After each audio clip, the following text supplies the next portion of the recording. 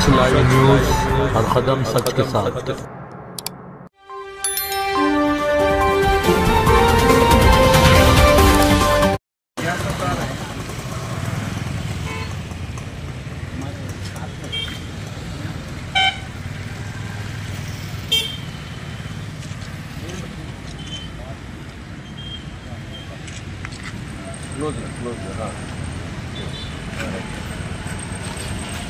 नमस्कार, मी Isaac Patel, NCN news टीव्हीमध्ये आपलं स्वागत आहे। आज आपण पाहू शकता देगलूर शहरामध्ये काँग्रेसच्या वतीने ओला दुष्काळ जाहीर करण्यासाठी विविध मागण्यासाठी आमरण उपोषण यामध्ये साहेब करत होते आणि त्यांना पाठिंबा देण्यासाठी आज आपण पाहू शकता या ठिकाणी काँग्रेस प्रदेश व्यापनवार साहेब कडून या ठिकाणी उपस्थित झाले आहेत। सर्वसामान्य नेतेचे कार्यकर्ते म्हणून या ठिकाणी कैलास येथे आहेत आणि अनेक पदाधिकारी अनेक या ठिकाणी संघटनेच्या वतीने पाठिंबा सुद्धा देण्यात येतो आणि आज व्यापनवार साहेब त्यांना पाठिंबा देण्यासाठी या ठिकाणी उपस्थित झाले। काय सांगणार साहेब ओला दुष्काळासाठी? आपण या ठिकाणी गेल्या महिनाभर पावसाने अतिशय कहर माजवलेला आहे आणि अनेक शेतकऱ्यांचा यात बळी गेलेला आहे। अनेक घरदारी नुकसानग्रस्त झाले, शेती संपूर्णपणे बेचिराख झालेली आहे। अशा वेळेस प्रशासनाकडून शासनाकडून काही हालचाल होत नाही, म्हणून नागरिक आणि राजकीय पक्षांच्या वतीने विविध आंदोलनं करण्यात येत आहेत।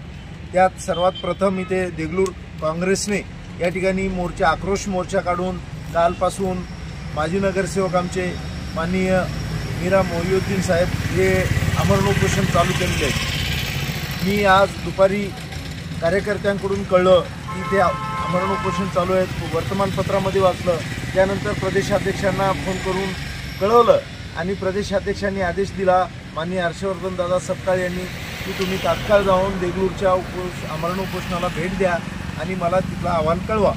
त्यामुळं तात्काळ आम्ही आज देगलूरमध्ये पोहोचलो। शहराध्यक्ष माझ्यासोबत आहेत हनुमंतराव नारनाळीकर आणि आम्ही आलो तिथे।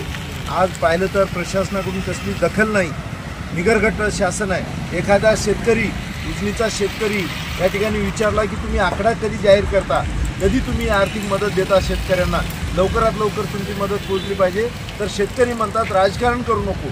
या सतत राजकारणात राहणारे मुख्यमंत्री आणि आम्हाला म्हणतात राजकारण करू नको, शेतकऱ्यांच्या प्रश्नावर राजकारण करू नको म्हणतात। अशा प्रकारचं या निगरगट शासनाला जाग आणण्यासाठी आज आमचे माजी नगरसेवक मीरा मोहिउद्दीन साहेब उपोषण करत आहेत। त्यांना संपूर्ण काँग्रेस पाठीशी त्यांच्या आहे। यापुढेही काँग्रेस पक्ष इथून सुरुवात केलेलं आहे आंदोलन, त्यामुळं देगलूरच्या काँग्रेसचं आम्ही अभिनंदन करतो, मीरा मोहिउद्दीन साहेबांचं कौतुक करतो काँग्रेस पक्षाच्या वतीने आणि यापुढं काँग्रेस पक्ष याच्यापेक्षा तीव्र आंदोलन करेल हे मी या ठिकाणी निश्चित सांगतो। नांदेड जिल्ह्यातील काँग्रेस पक्षाचे खासदार या ठिकाणी पाठिंबा देण्यासाठी आंदोलनामध्ये सामील होण्यासाठी उपस्थित झाले। तर या ठिकाणी माननीय प्रदेशाध्यक्षांनी राहुलजींच्या आदेशामुळं आमचे वेगवेगळ्या समित्या बनवलेल्या आहेत दुष्काळग्रस्त पाहणी करण्यासाठी। आत्ता खासदार रवींद्र चव्हाण साहेब आणि खासदार काळगे साहेब हे दोघंही परभणी जिल्ह्यामध्ये दुष्काळग्रस्त भागाची पाहणी करायला लागलेत। या दुसऱ्या टप्प्याच्या पावसामध्ये परभणीचं फार मोठ्या प्रमाणात नुकसान झालेलं आहे आणि राज्याची समिती काँग्रेसची दुष्काळग्रस्त पाहणी समितीमध्ये खासदार असल्यामुळे तिकडं त्यांना सगळीकडेच फिरावं लागतंय। तरीसुद्धा त्यांनी जिल्हाध्यक्षांना आज आदेश दिलेले आहेत की आपल्याला देगलूरच्या आंदोलनाची दखल घेऊन यापुढे जिल्ह्यामध्ये मोठं आंदोलन उभं करावं लागेल। हे आता थोड्या वेळापूर्वी मी खासदार साहेबांना बोललो, इथून मी फोन लावला होता, लागला नाही, आम्ही मध्ये गेलो तेव्हा फोन आला आणि त्यांनी बोलले की आपल्याला मोठंच आंदोलन करायचं आहे। तर देगलूरकरांचं मी स्वतः संपर्कात राहतो आणि मी उद्या त्यांना भेट देण्यात असल्यामुळे त्यांनी बांधावर जाऊन शेतकऱ्यांशी संवाद साधला पाहिजे, शेतकऱ्यांशी भेटलं पाहिजे, परंतु देगलूर तालुक्यात या ठिकाणी आतापर्यंत पहिल्या टप्प्यामध्ये जेव्हा पाऊस आला आणि रावणगाव परिसरातले मेंढी धरण परिसरातले जी गावं बुडाले त्यावेळेस सगळ्यात आधी आपले लोकप्रतिनिधी, काँग्रेसचे लोकप्रतिनिधी म्हणून खासदार रवींद्र चव्हाण साहेब सगळ्यात 6 वाजता त्यांना कळलं तर 7:30 वाजता ते तिथं बांधावर होते, त्या गावामध्ये पोहोचलेले होते।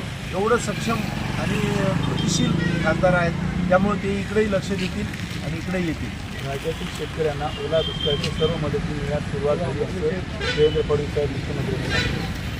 देवेंद्र फडणवीस नाहीत, ते देवेंद्र फसणवीस आहेत। ते सतत लबाड बोलत असतात।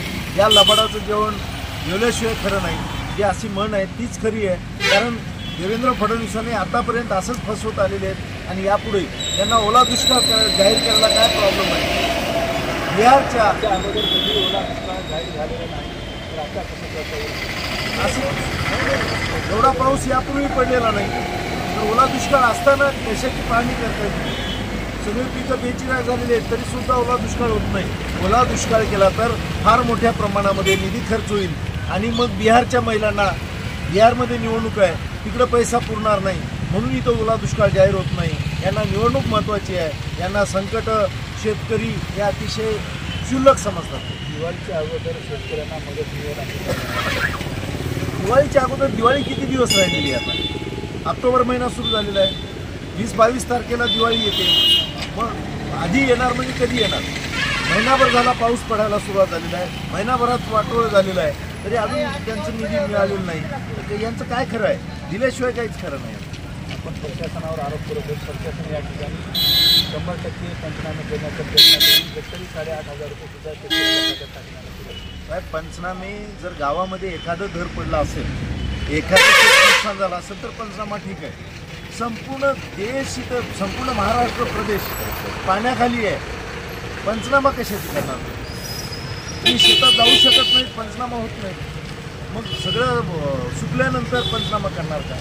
त्यामुळे पंचनामे वगैरे काहीच नाही. आमचं म्हणणं आहे सरसकट ओला दुष्काळ जाहीर करा, यासाठी प्राणांतिक उपोषण चालू केलेलं आहे. त्यामुळं मुख्यमंत्र्यांनी तात्काळ कसलाही विचार न करता ओला दुष्काळ जाहीर करावं. आणि या जिल्ह्यामध्ये या ठिकाणी 15% करत काय वाटतं आपल्याला? आता ही कुठपर्यंत लढा करणार आहे आपल्याला? मीरा मोहिउद्दीन साहेबांना प्राणांतिक लढा देण्याची गरज नाही, कारण त्यांनी उपोषण सुरू केलं आहे. आमच्या काँग्रेसची डोळे उघडले, पण प्रशासनाला जाग आणण्यासाठी त्यांच्या उपोषणाला सपोर्ट देण्यासाठी आम्ही रास्ता रोको करू, वाटेल ते आंदोलन करू, पण न्याय मिळाल्याशिवाय आम्ही गप्प बसणार. या ठिकाणी पावसाच्या जबाबदाऱ्या काय मिळणार नाही शेतकऱ्यांना, आम्हाला उपोषण असंच चालू राहील. जर शासनाचे डोळे आणि राज्य सरकारचे डोळे उघडत नसतील तर रास्ता रोको सुद्धा करण्याचा या ठिकाणी एक इशारा देण्यात आला. कॅमेरामॅन लोकांसोबत मी सातपुडे, NCN न्यूज TV.